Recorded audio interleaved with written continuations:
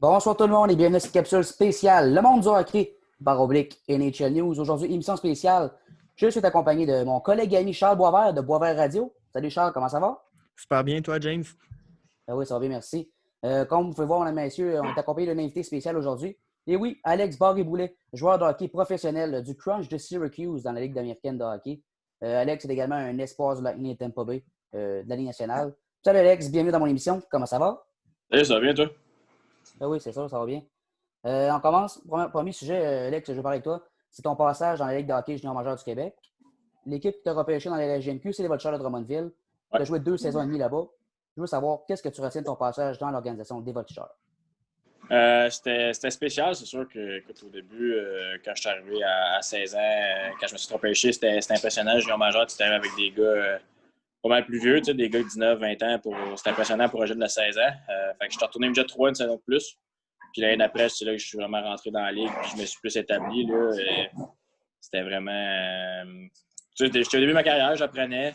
On n'avait pas des équipes super bonnes à l'époque quand j'étais à Drummondville. On était comme les directeurs gérants ils voulaient rebâtir l'équipe, mais écoute, c'est des années d'apprentissage. Ça a été vraiment plaisant de jouer là. Puis écoute, j'ai que des bons souvenirs pour Drummondville. Ouais, après ça, tu as été échangé à l'Armada de Blainville-Boisbriand. Donc, un beaucoup plus gros club là, avec qui tu as fait 2 grosses runs en série. Tu as joué une saison et demie là-bas. Dans le fond, qu'est-ce que tu retiens de ton passage à Blainville?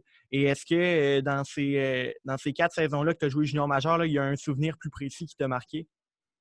Ben c'est sûr, écoute, Drummond et Blainville, c'était le jour et la nuit en termes d'équipe. Là. Je pense que quand j'ai été échangé à Blainville, c'était pour qu'on y aille pour la Coupe. Il avait été chercher moi, il avait été chercher Pierre-Luc Dubois, il avait été chercher Toby Pocket-Bisson, il avait été chercher beaucoup de bons joueurs. Puis je pense que en arrivant là-bas, j'ai tout de suite senti l'atmosphère était différente. Les gars étaient vraiment là pour gagner, tandis qu'à Drummond, c'était plus l'apprentissage. Fait que c'est sûr que c'était 2 mondes différents, mais j'ai été content de jouer dans les 2 organisations. C'était vraiment le fun des organisations. Puis c'est sûr que les 2 années que je me suis rendu en finale de la Coupe avec Blainville, c'est des souvenirs assez impressionnants. Puis c'est le fun à regarder ça parce que plus tu te rends loin en série, plus que tu as un bon esprit d'équipe. Donc j'ai eu beaucoup de bonnes amitiés à Blainville. Good. Dans le monde du hockey au Québec, puis je dirais même dans l'organisation du Canadien de Montréal, on vante souvent Joël Bouchard en disant qu'il est excellent pour développer des jeunes joueurs de hockey. Tu as joué sous ses ordres avec l'Armada de Blainville-Boisbriand, justement. Parle-moi un petit peu de Joël Bouchard, l'entraîneur qu'il est. C'est un gars émotif, Joël. C'est un gars qui, avant les games, il est capable de rentrer dans la chambre et vraiment craquer les gars pour une grosse game. C'est un excellent coach de hockey, là, mais je pense que la principale qualité, c'est un motivateur. Quand il rentre dans la chambre, tu as juste le goût d'embarquer sa glace et de foncer pour lui parce que tu sais qu'il le ferait de la manière qu'il parle. C'est un gars intense. Je te cacherai pas que des fois, c'est arrivé qu'il y a eu des flamèches à moi et lui parce que les deux, on est des gars intenses, mais j'ai beaucoup appris quand je suis arrivé à Blainville. Là, il m'a beaucoup appris défensivement, du niveau de l'attitude aussi. C'est un gars qu'il fallait que tu aies une bonne attitude tout le temps. Fait qu'il m'a vraiment beaucoup appris, puis je pense que c'est ça qui m'a aidé à devenir un meilleur joueur de hockey. Good. Justement, après ta dernière saison avec l'Armada en 2018, tu as remporté le titre de joueur de l'année dans la Ligue canadienne de hockey. Ça, c'est pas rien, parce que j'ai nommé là, quelques autres gros joueurs qui ont gagné ce titre-là. Mario Lemieux, Joe Sakic, Eric Lindros, Luc Robitaille, Sidney Crosby, Connor McDavid, Mitch Marner et plus récemment là, Alexis Lafrenière. C'est tous des grands joueurs de hockey ou des grands joueurs de hockey en devenir, là, par exemple dans le cas de Lafrenière. Comment est-ce que tu vis avec cet honneur-là et comment composes-tu avec le fait d'être dans la même phrase justement de tous ces talents générationnels? Je vais être avec toi qu'au début, je ne m'attendais pas tout à ça. Moi, je ne m'attendais même pas à l'avoir dans la LHMQ. Quand je l'ai eu, j'étais impressionné de ça. Fait que quand je l'ai eu au Canada, je ne savais pas trop quoi dire. J'étais vraiment honoré d'être avec ces gars-là sur le trophée, mais je pense qu'il y a quand même. Je pense pas que je suis dans la même classe que, que la majorité des gars qui sont là. Pas encore, du moins. J'ai eu une bonne saison, à 20 ans, c'est ça, mais j'ai eu une bonne saison, mais je ne m'attendais pas à avoir ce trophée-là pantoute. Puis que j'étais vraiment honoré quand j'ai appris que j'allais l'avoir. Là. Parfait. Et justement, là, en grande partie, pourquoi tu as gagné ce trophée-là? C'est à cause justement de ta production là, complètement incroyable à ta dernière saison dans la LHMQ. Et si on prend tes 4 saisons dans la LHMQ, c'est 337 points en 263 matchs.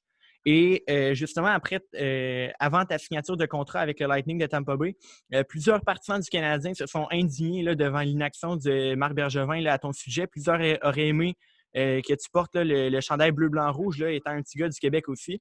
Est-ce qu'il y a eu des discussions avec le Canadien avant d'aller à Tampa Bay? Et est-ce que tu aurais aimé jouer à Montréal ou est-ce que tu aimerais ça jouer à Montréal éventuellement? Ben écoute, c'est sûr que honnêtement, s'il y a des discussions, je sais pas, c'est mon agent qui s'occupait de ça. Tu sais, nous, les joueurs, on se concentre vraiment sur notre game. Les agents, c'est pour ceux qui vont parler par en arrière aux acteurs gérants. Tout ce que j'ai su, moi, c'est quand que le Lightning m'a offert un offre, c'était vraiment les premiers à me l'offrir. Puis quand j'ai vu que c'était le Lightning, puis je peux pas demander mieux. Ouais. Ils sont numéro 1 dans la ligue pour les espoirs de la Ligue américaine graduée de la Ligue nationale. Tu sais, ils ont vraiment beaucoup de ressources pour leur prospect. Tu sais, on a beaucoup de coachs de power skating, de skills.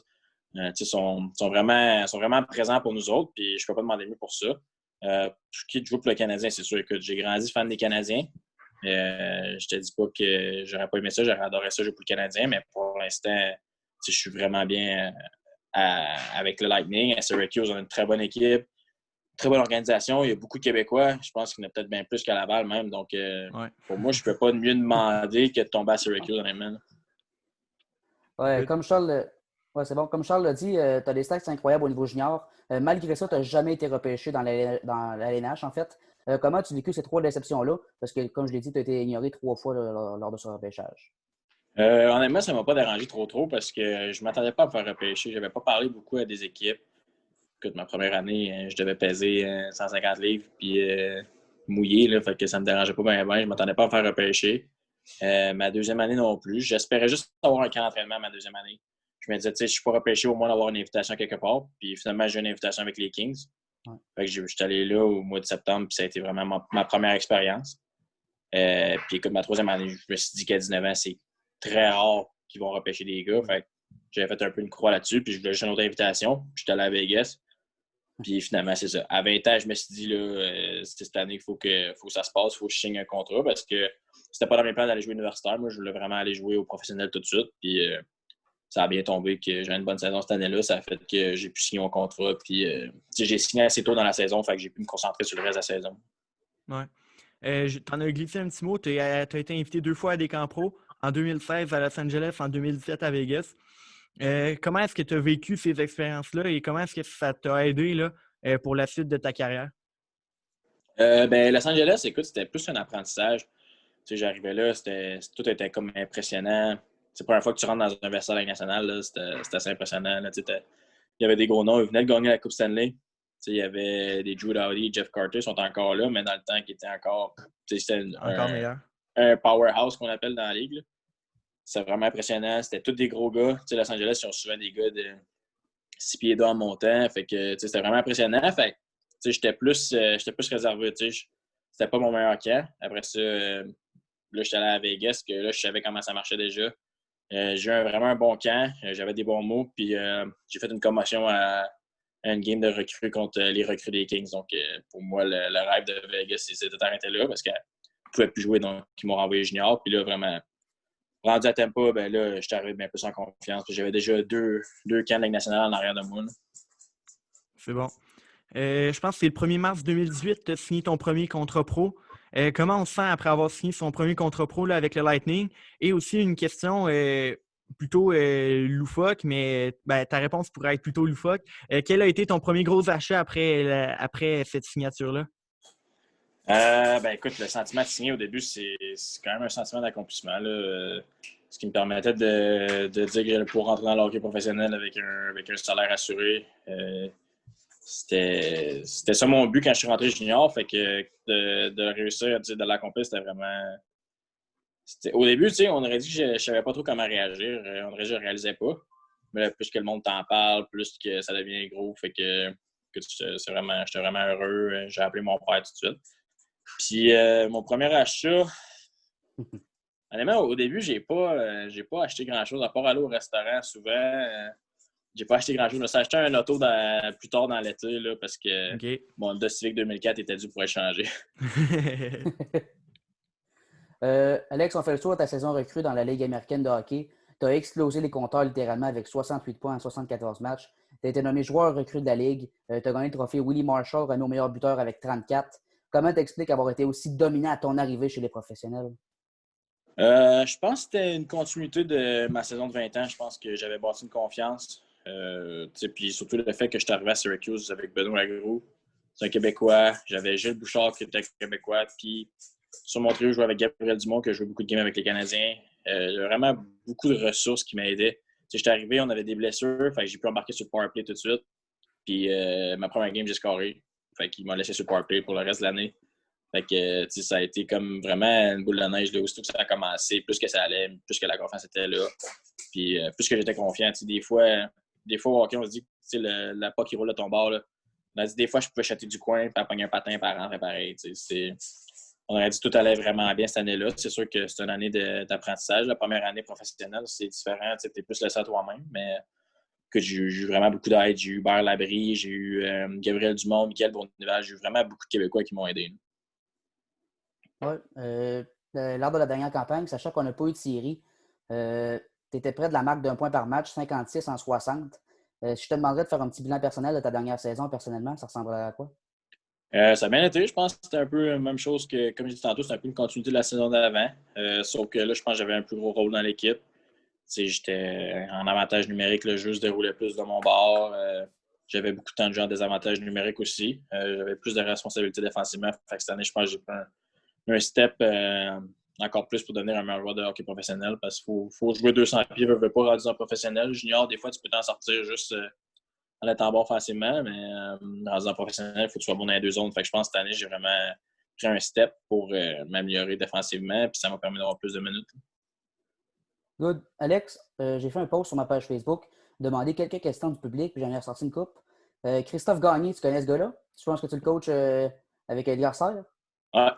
Parlant de ça, ben, écoute, c'est nouvellement que c'est arrivé. Tu es devenu coach à Lévis pour le programme PALS au Corsair. Ouais. Pourquoi et de quelle façon aimes-tu ton intégration là, avec l'équipe d'entraîneurs puis justement les jeunes là-bas? Ouais, ben c'était super le fun. Écoute, moi, ça a commencé cet été, en fait. Au début, c'était même pas pour devenir entraîneur à temps plein ou à temps partiel.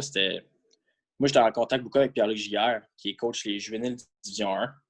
Puis j'en avais parlé, j'avais dit, tu sais, Pierre, je pourrais peut-être aller faire une coupe de pratique avec vous autres si jamais le hockey, ça repart pas nous. Puis il m'avait dit, OK, moi, je suis intéressé. Puis là, finalement, il m'a parlé avec Daniel Thibault, qui est responsable du PHCA. Donc lui, il m'a donné un appel, il m'a dit, écoute, je suis vraiment intéressé, tu viens de faire des skills avec les gars, puis tu t'impliques. Puis moi, j'étais super content, écoute, de leur donner à ceux qui m'avaient appris. Fait que je suis arrivé là vraiment souriant, j'étais de bonne humeur. Puis écoute, être sur la glace à tous les jours avec les jeunes, les voir s'améliorer, c'est vraiment le fun. Puis, tu sais, j'apprends autant, je pense, qu'eux, ils apprennent parce que, tu sais, moi, expliquer un drill devant des jeunes, c'était nouveau pour moi. Gérer des petites chicanes des fois, dire, ah, non, man, c'était nouveau pour moi. Puis, écoute, j'apprends beaucoup des coachs qui sont là avec moi en ce moment. Tu dis que tu aimes ça présentement, coacher. Est-ce que peut-être qu'après ta retraite ou après ta carrière de joueur de hockey, est-ce que devenir entraîneur pourrait être une option pour toi? Ouais, c'est toujours ça que j'ai voulu. Ben, c'est pour ça, en fait, aussi que j'avais approché PL, que j'avais dit que je pourrais faire une course de pratique avec, parce que après ma carrière, écoute, moi, je suis vraiment passionné de hockey. Fait que quand ça va être fini ma carrière, quand je vais accrocher mes patins, ça veut pas dire que je veux lâcher le hockey pour autant. Là. C'est mon plan B d'après-carrière. Je veux vraiment me lancer là-dedans. Je ne sais pas à quel niveau, je ne sais pas quand encore. J'espère que je vais jouer encore longtemps, mais Ouais, ça, t'es encore jeune. c'est sûr que c'est un plan B pour après, quand je vais prendre ma retraite. Là. Good. André Boivin demande, pour les amateurs de hockey qui ne t'ont pas vu jouer depuis ton arrivée chez les pros, tu te compares à quel joueur de la LNH? C'est une bonne question. Dans le temps, quand j'étais plus jeune, je disais David Dernay. Okay. Je pense que c'était un bon fabricant de jeu. Il n'est pas trop gros, mais c'est un gars qui était assez combatif. Même s'il était plus petit, il gagnait ses batailles 1 contre 1. Puis c'est toujours un gars que j'ai aimé regarder jouer avec les Canadiens. Fait que je me suis toujours un peu comparé à lui. Good. André Labrec demande, crois-tu que la situation actuelle de la COVID-19 nuise à ta préparation pour le prochain camp du Lightning de Tampa Bay? On sait que le fait de seulement rejouer en janvier ou en février, on sait que ça peut grandement affecter le développement de jeunes joueurs de hockey comme toi, dans le fond. Non, je pense au contraire. Écoute, moi, ce que j'avais besoin de travailler, c'était vraiment prendre la force au niveau de mes jambes, prendre la vitesse. Puis c'est l'occasion que je peux le faire en ce moment. J'ai tellement de temps devant moi pour le faire qu'à tous les jours, quand je vais m'entraîner, c'est ça que je pense, je veux m'améliorer. Puis je pense que le fait aussi que je suis encore jeune, là, je ne suis pas rendu à 26 ans, pogné dans les mineurs depuis un bout. Là, j'ai encore du temps devant moi. Puis je pense qu'au contraire, c'est quasiment bon pour moi le temps de plus que j'ai pour m'entraîner. Renaud Baillargeon te demande, avec les départs imminents de certains bons joueurs avec le Lightning, à cause justement du plafond salarial peut-être, est-ce que tu sens vraiment une opportunité se présenter à toi là, pour justement jouer avec les grands clubs prochainement? Ouais, c'est sûr. Écoute, je pense que tous les gars qui sont dans la Ligue américaine veulent viser la Ligue nationale, mais je pense qu'écoute, le fait d'y avoir été en juillet aussi, qu'ils ont apporté juste 5 gars, j'étais vraiment content d'y aller. Puis ça m'a ouvert les yeux un peu plus là, que j'aurais peut-être une chance de percer l'alignement. Puis écoute, avec l'été que j'ai en ce moment, je pense que je travaille super fort. Fait que je vais arriver au camp après, puis il va arriver ce qui va arriver. Si ça n'arrive pas cette année, je vais être patient puis je vais attendre encore. Mais c'est sûr que mon but, c'est de percer l'alignement. Attends, t'étais dans la bulle là, à Toronto, Ouais, Edmonton? j'ai pas été à Ok. Toronto dans le fond. Ils ont fait un camp d'entraînement avant, Ouais. d'environ 2 semaines à Tampa. Puis ils avaient invité 5 gars. Puis OK. dans le fond, il y avait moi, Jamal Smith, Luke Witkowski, Spencer Martin, puis Carl Foote qui nous avaient amené d'extra. Puis finalement, ils ont juste apporté Mathieu Joseph et Alexandre Volkov de plus. Mais sinon, on était allé dans l'espèce de bulle avant qu'ils partent. OK. Attends pas. OK, c'est bon. Ouais. Renaud demande aussi quel est le meilleur conseil qu'un entraîneur t'a donné au cours de ton hockey mineur? C'est une bonne question, mais je te dirais que c'est vraiment de rester positif, d'avoir une bonne attitude, puis travailler fort. C'est des bonnes choses qui vont arriver. Good. Parlant de ton hockey mineur, j'aimerais savoir quel est ton plus beau souvenir dans ton hockey mineur? Je veux dire, jouer avec Renaud Baillargeon. J'aime ça. Non, j'en ai eu quelques-uns. Écoute, j'ai fait les petits remparts avec Renaud, justement, au hockey mineur. Ça, c'était un beau souvenir. Sinon, ma première année à Tombe 2B, écoute, je jouais avec Samuel Blais, puis on s'est rendu en finale de la Coupe d'Âge. On a perdu un match cette année-là, puis c'était en finale des provinciaux. Donc, ça a été vraiment une de mes années préférées quand j'étais jeune, parce que Sam et moi, on est vraiment bons chums. Fait que le fait de jouer ensemble, ça a été vraiment spécial. Là. Avec les alliés de Montmagny? Ouais. OK. Good. Pour finir, Alex, note un peu plus humoristique. Philippe Roberge, notre bon ami, demande au PHCA Pointe-Lévis, à part toi, bien entendu, quel est l'entraîneur avec le lancer le plus puissant? C'est une bonne question. Pierre-Luc Giguère, un assez bon lanceur, mais là, il est rendu magané des épaules. Je veux dire que Phil, pour un gardien, il a vraiment un bon lancer, mais ça compte pas parce qu'il est coach de goaler et qu'il prend des lancers à tous les jours, c'est goalers. Quelque chose à ajouter, mon Charles? Non, ça fait le tour, c'est bon. Super, merci à toi, justement, Charles, d'avoir été avec nous aujourd'hui. Ça fait plaisir. Merci beaucoup, Alex Bariboulet, d'avoir accepté mon invitation. Je t'en suis très reconnaissant. C'est super intéressant. Merci beaucoup. Ça fait plaisir. Ça fait plaisir, oui. Yes, super. Je voulais remercier en terminant notre ami Philippe Robert, justement, de nous avoir mis en contact. Merci tout le monde et puis bonne fin de soirée. À très bientôt.